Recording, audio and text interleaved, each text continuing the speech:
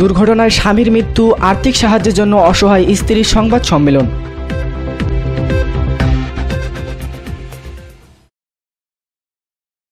আসসালামু আলাইকুম। এমকে টেলিভিশনের নিয়মিত সংবাদে আপনাদের স্বাগত জানাচ্ছি আমি আশুরা খাতুন নদী। শুরুতেই শুনলেন সংবাদ শিরোনাম, এখন ডেস্ক থেকে বিস্তারিত। ট্রাক চালক স্বামীর দুর্ঘটনাজনিত মৃত্যু ও আর্থিক সাহায্যের জন্য এক অসহায় স্ত্রী আরজিনা বেগমের সংবাদ সম্মেলন। এক জনাকীর্ণ সংবাদ সম্মেলনে লিখিত বক্তব্যে সহযোগিতা চান 2 সন্তানের জননী অসহায় আরজিনা বেগম। সংবাদ সম্মেলনে তিনি জানান, তার স্বামী ফিরোজ ড্রাইভার বগুড়ার শেরপুরে পল্লী একাডেমি সংলগ্ন অন্য একটি গাড়ির সাথে দুর্ঘটনা ঘটলে চালক ফিরোজ ড্রাইভার গুরুতর আহত হয়।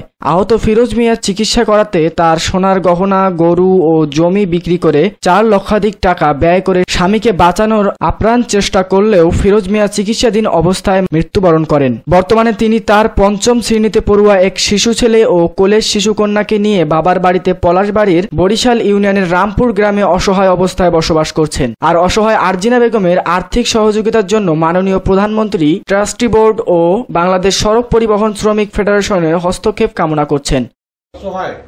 তাদের খাওয়া দাওয়া কিছু নেই এবং কোনো করতে পারেন নেই বিধায় আমি এই অসহায় পরিবারকে ট্রাস্টি বোর্ডের অনুদান সে যেন পায়। Nahid Hasan, news desk, MK television. শেষ করছি এমকে টেলিভিশনের নিয়মিত সংবাদ। এতক্ষণ সাথে থাকার জন্য সবাইকে অসংখ্য ধন্যবাদ।